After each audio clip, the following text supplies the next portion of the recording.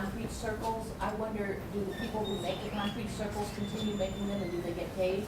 And as for the other item that was mentioned, that it is, will be hauled away, do the people that haul it away continue to haul them away, and do they get paid? And there must be other things that are being manufactured as well. As a TBM mines forward, it goes forward in 6.5 foot movements. After it goes 6.5 feet, it stops. We build a concrete ring that forms the interior lining of the tunnel. And that's composed of 10 pieces of precast concrete, heavily reinforced precast concrete.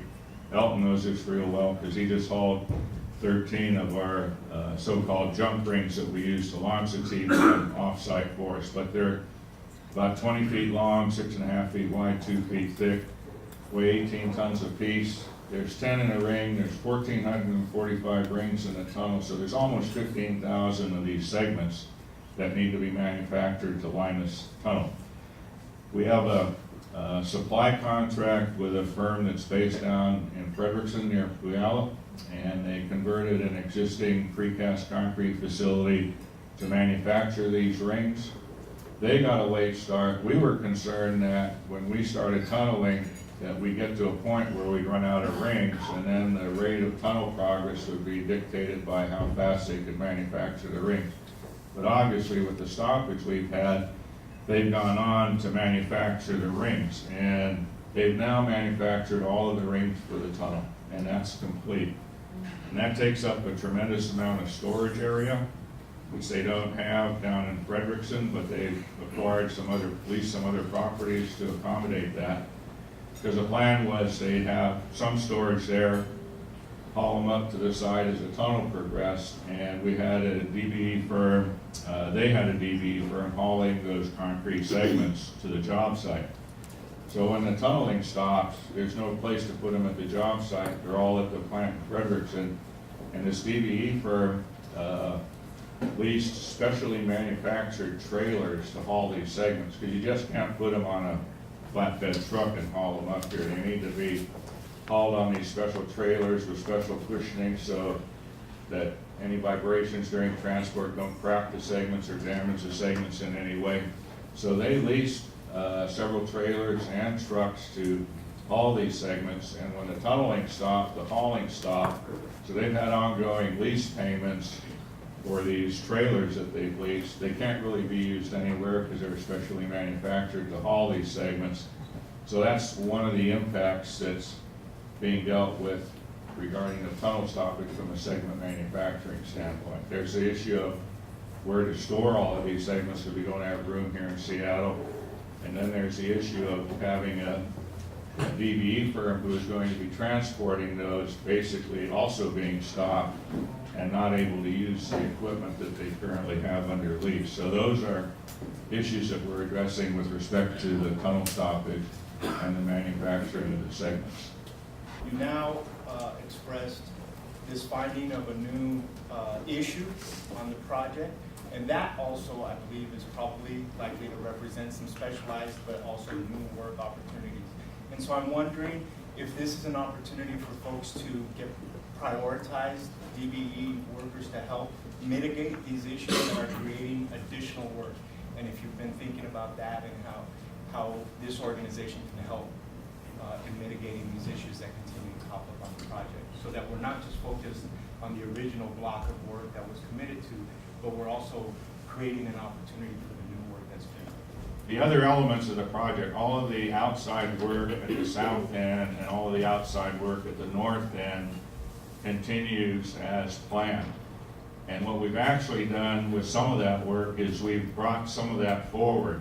And in other words, instead of waiting until the tunnel was finished to do that work, which was our original plan, we've taken that work and we're doing it now. So there's a lot of work going on at the south end of the project, particularly in the launch pit where we're starting to build the roadway structure in the launch pit, which is something that we couldn't do while we were tunneling, because you need the launch pit to haul segments into the tunnel, bring materials into the tunnel, and you can't have a big construction operation going on in this box if that's the box you're using to access the tunnel. So there's a lot of work that we've brought forward that was going to be done at the end of the project.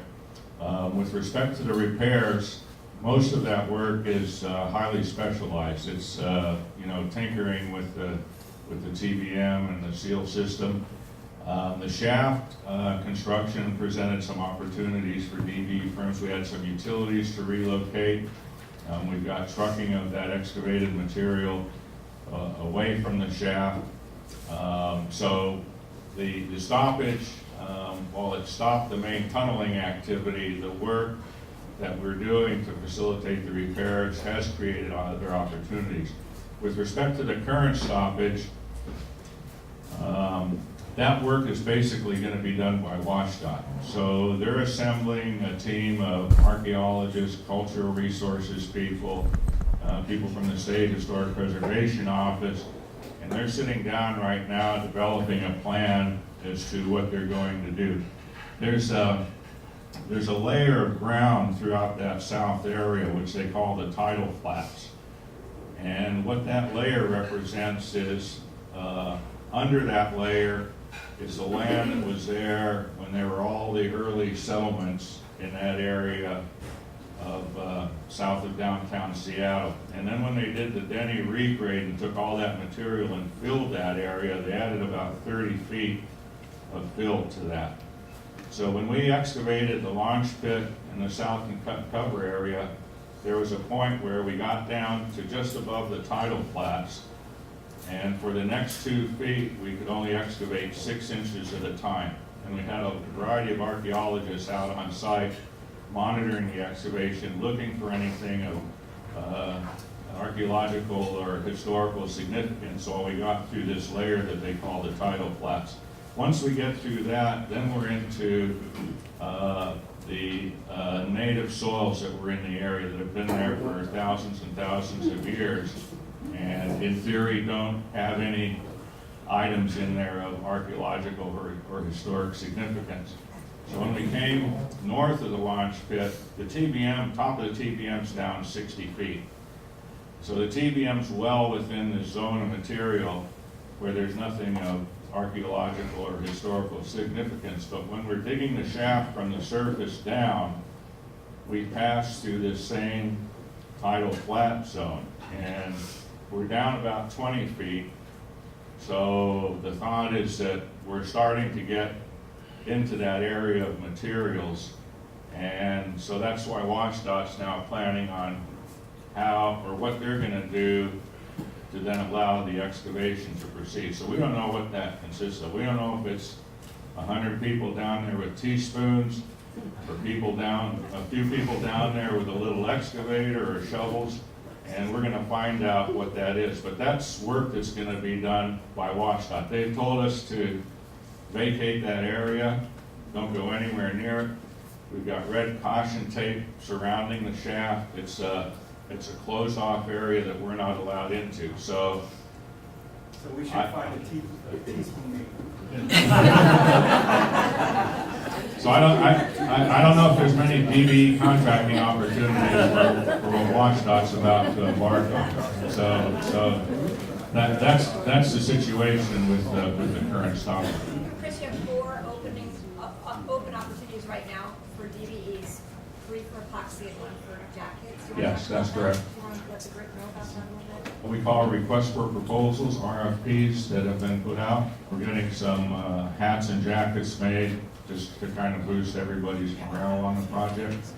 And then we've got a pretty significant need for a variety of types of epoxy on the project. So we've got an RFP out for that. I think some of you are aware of that.